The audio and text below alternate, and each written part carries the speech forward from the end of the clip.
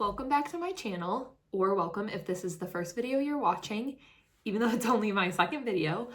In this video, I'm gonna do a little get to know me since I didn't do that in the first video, and then I'm gonna talk about my 2026 makes or 2026 bingo makes. I kind of made a bingo card for all of the different ideas I have for makes this year because I have way too many, so I figured a bingo card could be a fun way to do it because I think I'm not going to actually get to all of them, but the list keeps getting longer and longer. So I didn't want to do a list. I wanted to do a fun bingo card. I've seen that going around a little bit.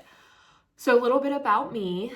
I live in Ohio. I am 28 and I just got married this past year, which was super exciting. I'll put some pictures in here. So I live with my husband. We have 3 cats, which is part of the reason that I named my channel Sun Cat Studio, because I love watching them lay in the sun and they like being in the sewing room with me a lot. We have 2 black cats, 1 girl, Willow, 1 boy, Waldo, and then fun story, when we were at our wedding, the Airbnb that we stayed at, there was a stray cat that had a big wound on its back that I was obsessed with. And I was able to, the cat came into the house that we were staying at. It was like sleeping in a box that I had left outside. I brought the box inside. The cat jumped out of the box. I was able to capture it and we fostered it for a little bit while it got healthy and spayed and all of that fun stuff.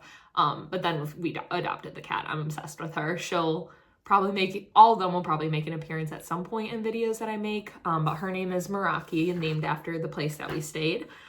She's just a little rascal. She's definitely the most mischievous of our cats. So it's super fun to have 3 crazy cats all running around. Since this channel is gonna be mainly focused on sewing, crafting, different hobbies that I have. Because one thing about me is I have way too many. I don't like to ever be bored. I like to constantly have projects to do, and I always like to be doing something with my hands, even if I'm like watching TV. I just always like to have a project. I'm a project person. A few years ago, we renovated the house we're currently living in, so that was the big project. And then the wedding was a big project. And then once the wedding died down, I'm like, well, what's next? So how I started sewing. I've only been sewing for almost a year. I learned last February.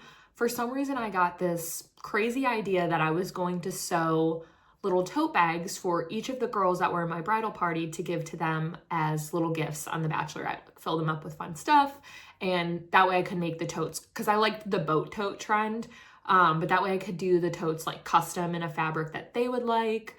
Also, sorry that the lighting is probably terrible right now. I tried to put on some lights in front of me, but it's super dark out because, again, I live in Ohio and it is the middle of winter, so it's not even, or it is 5 o'clock, but it gets dark. So anytime I'm filming after work, it's gonna be dark and I will be relying on artificial lighting, which we don't love, but it's gonna start to get lighter soon. Also, we're in my sewing room right now. So when I talk about that, this will be probably the main room on any videos that I film.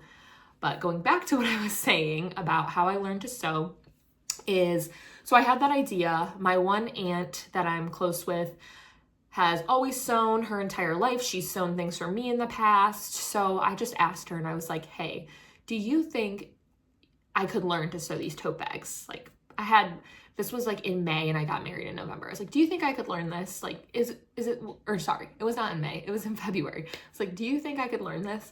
She was like, yeah, I think so. Like she's like, that's all you want to make? Like, that's easy, no problem. And I was like, well, it's easy to you. You've been sewing your whole life. It's not easy to me.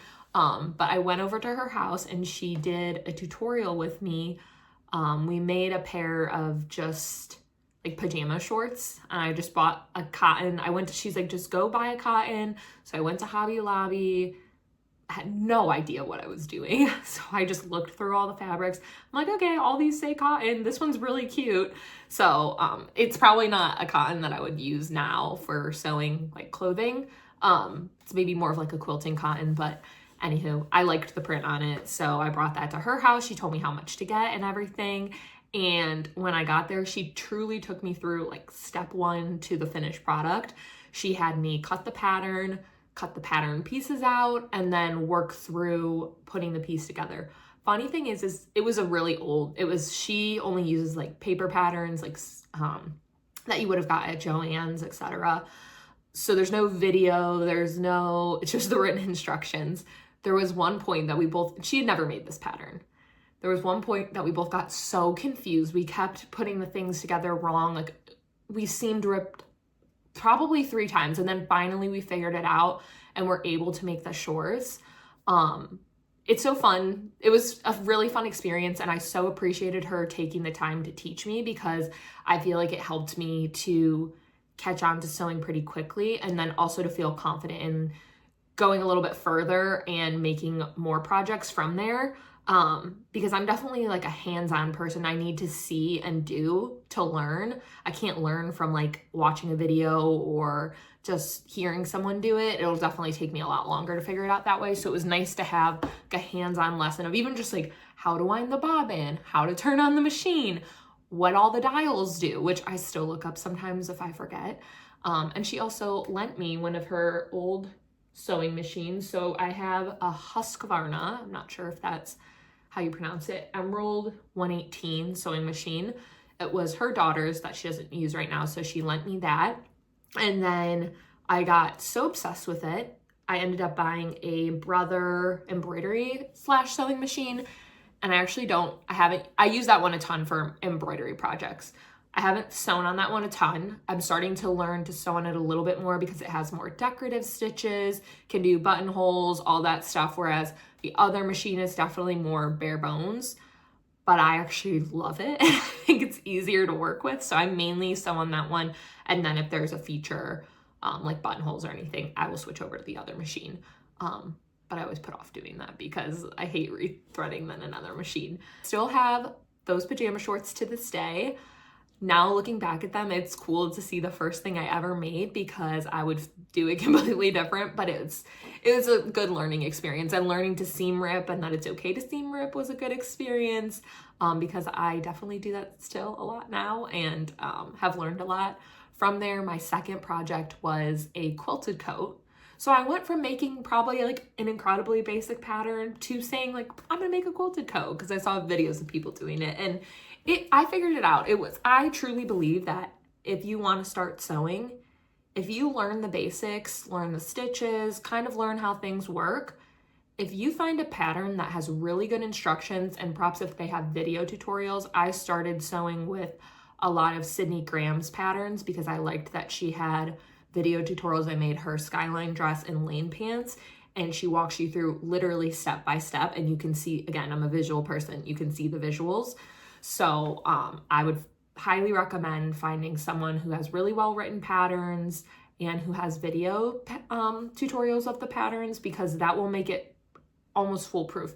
And you will make mistakes and learn along the way, which is how I learned to do other things, because I really only had that one in-person lesson.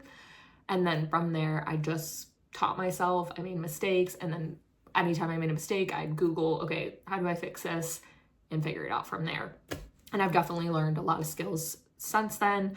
One other thing I'll say for my About Me section is I went to school for fashion merchandising, so I've always had an interest in fashion, and I actually minored in textiles. I've always been really interested in fibers, fabrics, textiles, fashion. So it's kind of funny. I never knew that I would sew. When I would see the fashion design students in school sewing, I'm like, oh wow, that is so amazing. I don't know if I'll ever be able to do that, but it's cool to start to learn that skill. And I can already tell I'm obsessed, which is partly why I started this channel.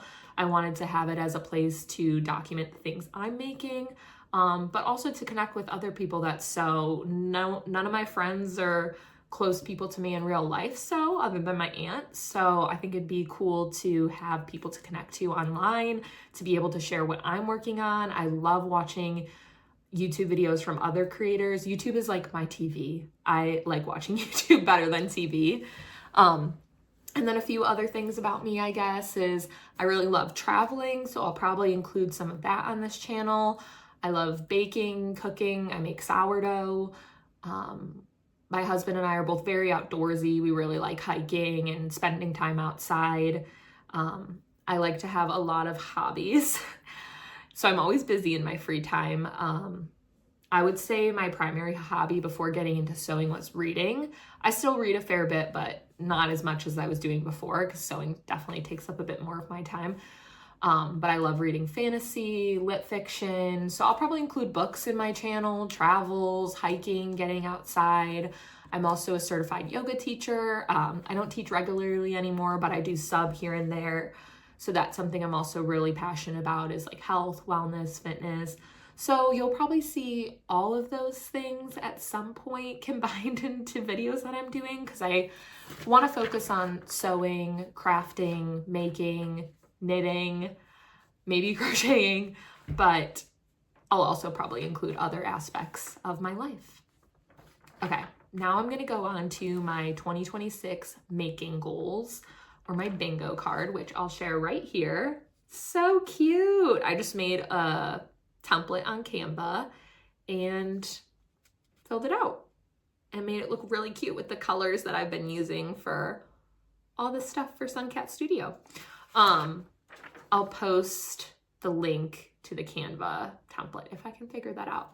But anywho, on here is specific patterns that I want to sew, but then also skills I want to learn or just overall silhouettes I want to make, if that makes sense. So kind of what I mentioned, I do want to start to learn to knit this year, which is something I'm super, super, super excited about because obviously sewing is a stationary hobby. I have to be home to be sewing, and I have to have the space to be doing that. But I love that knitting is something you can take anywhere. I take my Kindle everywhere, but obviously there's times where it would be rude maybe for me to pull out my Kindle and read while other people are talking. But again, I like to have something to do with my hands or something to focus on. So I figured knitting could be a great hobby. I also love knitwear. I love, love, love knitwear. So the thought of being able to make my own sweaters is so inspiring and is pushing me through the hard part of learning, which is right now. I casted on my first ever project. It's the Helka hat by Knitters and Friends. I just got a cheap yarn from Hobby Lobby because I don't really know what I'm doing. So it'll be a learning curve, but I'm really excited to start to grow this hobby. So some of the things on my bingo card are knitting related, which was kind of unexpected because it wasn't like a goal I had this year. I just started consuming a lot of knitting content on Instagram and watching knitters on YouTube. And I was like, I kind of want to get into that. I kind of want to have a portable hobby and something that is another medium of textile. I'm super interested in wool and different fibers and spinning, again, from the course I took in college, being a textiles minor. So I'm really excited to start to try knitting, but it's really a bit hard. So we'll see how my first project goes. I'm sure I'll share an update at some point. Okay, going back to my bingo card. The pink squares are knitting projects. I only put 4 on here because I'm not going to be super ambitious in the knitting at all. I don't think I'll catch on to it as quickly as I did sewing. Maybe I will. Maybe I'll surprise myself. But on here, I have a knitted bonnet. I want to make, I think it's the Lily bonnet by Knitters and Friends. It has like a cute little bow tie. I just think that'd be so precious for winter. And I'm always freezing, so I think it'd be nice to have something that's like over my head, but not a beanie, like a little bit looser. One is like a knitted bandana or a knitted neck scarf. I did already purchase the pattern for the Alex scarf by, I think it's Knitting for Olive. So that would be like my neck scarf. And I purchased nice yarn for that one. So if my hat goes well, that will probably be my next project. And then I hope to, my only goal with knitting is that by the end of the year, I want to knit my first sweater. So I'm going to work my way up with hats, scarves, some smaller projects. I'd love to try a knitted tank. I'm kind of have my eye on the Sabai tank. I've heard that one's pretty beginner friendly to do over the summer. And then hopefully in the fall, I will do a sweater. And I'm probably going to do the step-by-step sweater by Florence Mills, because I know there's a YouTube video for that a lot of people have said is super beginner friendly, and it's a good way to get into things. Okay, then going more into the sewing things that I have on here, I have a baby quilt. I really want to get into quilting, but I'm a little bit intimidated by it. So I think I have a few people in my life that are having kids this year, so I think doing a baby quilt would be a super sweet gift, but also a good way for me to try to get into quilting. I want to make a crossback apron for myself. I have a really cute inspiration picture of a red and pink striped one that I love to make. I bought the Honey Girl pattern from Paradise Patterns, so I want to make the Honey Girl dress or a Honey Girl set, like the matching top and shorts. I really want to make just a classic white linen skirt, like maxi midi length. I have a tiered one right now that I wear a lot, but I just want plain, no frills. So that one should be easy. I already have the fabric for it and I'm gonna self-draft it. Sydney Graham has a video on doing that and I've already written down all my measurements for that. So I want to make a project case for all my knitting stuff. I already have a template for a project bag. It's the drawstring bag by Rosie Caldwell Patterns. So I want to make a case to keep all the needles in, because right now it's just in like the plastic case that it came in. I cannot remember the name of it, but I saw one that someone posted that I think I'm going to do.